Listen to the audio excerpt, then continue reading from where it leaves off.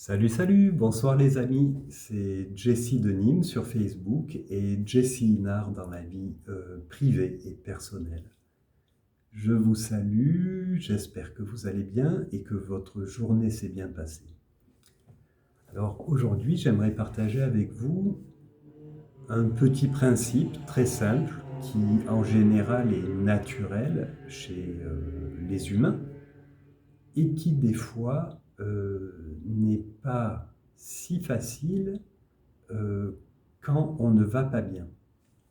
Alors, je vais vous raconter très rapidement. C'est très simple. On a tous une personnalité.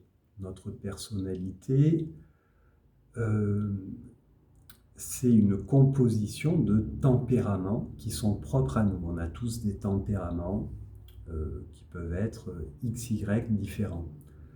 Tempérament impulsif, tempérament plutôt doux. Enfin, il y a des termes spécifiques, mais je ne vais pas rentrer là-dedans. Vous connaissez tous les notions de vos tempéraments qui vous animent. Et dans cette vie moderne, on doit tous travailler. Donc des fois, des personnes font des travails qu'ils ont choisis et qu'ils sont du coup conscients et volontaires. Et des fois, dans notre vie, on est obligé de faire des travails qui ne sont pas choisis, mais plutôt un peu obligés par rapport à qu'est-ce que l'on trouve euh, comme disponibilité qui nous accepte dans le monde du travail.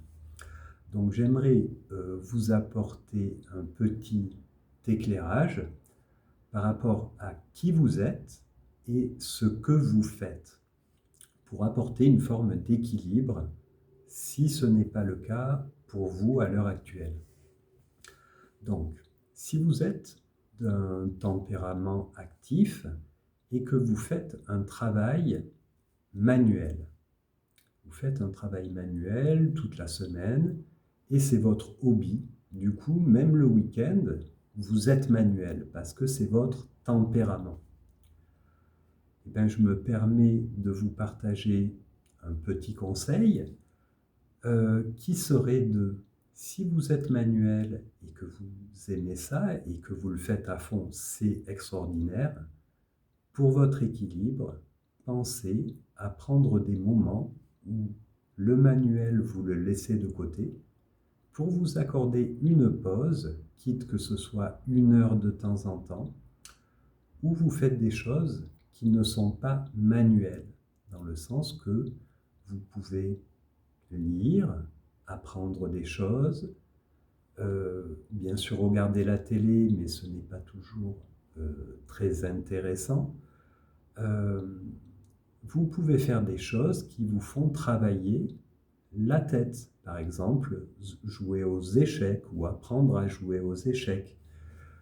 Ou faire des jeux de société avec vos enfants. Dans tous les cas, faire en sorte de séparer l'activité principale, qui est je travaille de manière manuelle, avec, en dehors de mon travail personnel, je m'accorde des breaks pour mon bien-être qui vont faire travailler mon mental, ma tête. Voilà un petit conseil. Et pour les personnes qui travaillent énormément de la tête, comme les secrétaires, les personnes qui travaillent derrière les ordinateurs, qui sont toujours en relation téléphonique avec un support client ou d'éventuels prospects, euh, trouvez en vous-même des choses que vous faites, que vous aimez faire, qui vous font travailler le physique. Ça veut dire, est-ce que vous avez des affinités avec le sport? Donc, ça, je sais que spontanément, beaucoup de personnes qui travaillent en bureau vont aller faire du sport, et c'est parfait parce que ça amène ce fameux équilibre. Mais pour certains, le sport, c'est pas ça. Donc, si le sport, c'est pas ça et qu'on ne fait rien de physique, vous pouvez toujours trouver quelque chose en vous qui vous correspond à qui vous êtes, par rapport à qui vous êtes et ce que vous faites.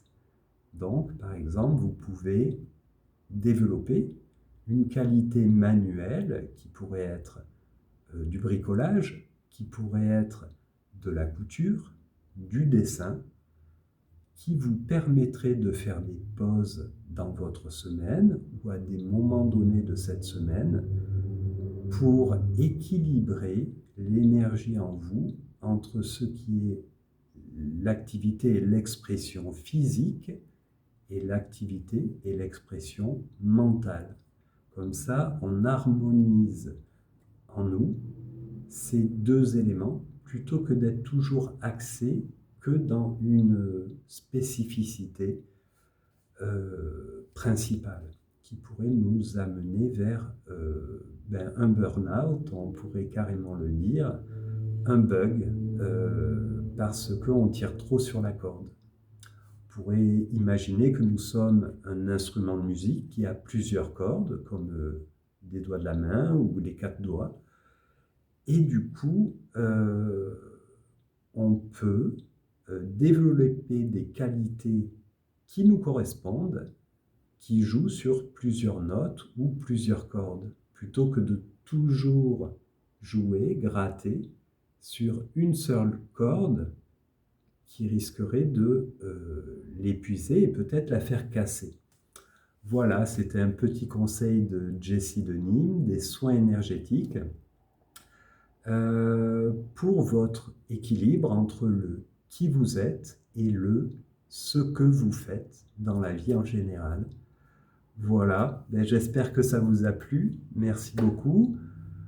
Donc c'est très simple, hein, là il n'y a rien de sorcier en soi, mais des fois pour des personnes qui sont dans la difficulté, parce que quand on est dans la difficulté, on peut avoir des œillères, soit qui sont par rapport à nos difficultés, donc on a la tête dans le guidon, on ne peut rien voir d'autre, ou soit on a la tête dans le guidon parce que oui, on est dans la difficulté, mais on n'arrive pas par nous-mêmes à en sortir. Donc ça a à voir avec notre mental. C'est pour ça que cette petite vidéo peut vous aider à prendre conscience sur ce que vous faites et sur qu'est-ce que vous faites par rapport à qui vous êtes. Donc, je vous souhaite tout le meilleur et j'aimerais vous partager quelque chose que je veux offrir qui concerne un appel téléphonique de 30 minutes entre qui a envie et moi pour échanger par rapport à vos besoins sur peut-être ce qui ne va pas dans votre vie, qu'est-ce que vous aimeriez peut-être faire, ou peut-être trouver ce fameux équilibre qui pour vous n'est pas si simple parce qu'on a tous des freins et des œillères qui nous bloquent pour y voir clair. Donc, si vous avez envie, mon téléphone est disponible. Je vais le mettre, mais sinon on peut s'appeler toujours sur Facebook par Messenger. Donc, n'ayez pas de honte à me laisser un message écrit, soit sous le post, soit par Messenger, si vous êtes déjà un de mes amis sur Facebook. Laissez un petit message pour dire bonjour, je m'appelle Untel, j'aimerais discuter avec toi ou avec vous. N'ayez pas de honte, vous n'êtes pas obligé de dire votre problématique aux yeux de tous. Vous pouvez me le dire en privé ou attendre qu'on se contacte personnellement. Donc Messenger peut être une bonne solution.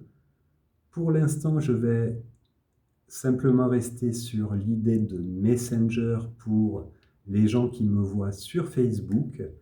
Et par la suite, je laisserai mon téléphone, qui des fois apparaît, mais je vous raconterai ça plus tard.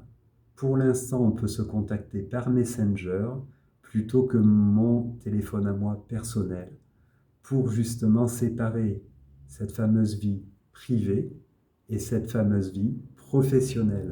Donc je vous souhaite tout le meilleur, je vous embrasse, vous souhaite une bonne soirée car c'est la fin de journée pour moi et à bientôt. Et n'hésitez pas à échanger, partager, parler, chercher des solutions pour vous apporter du mieux dans vos vies. À vous. Merci beaucoup et à bientôt. Salut, à une prochaine.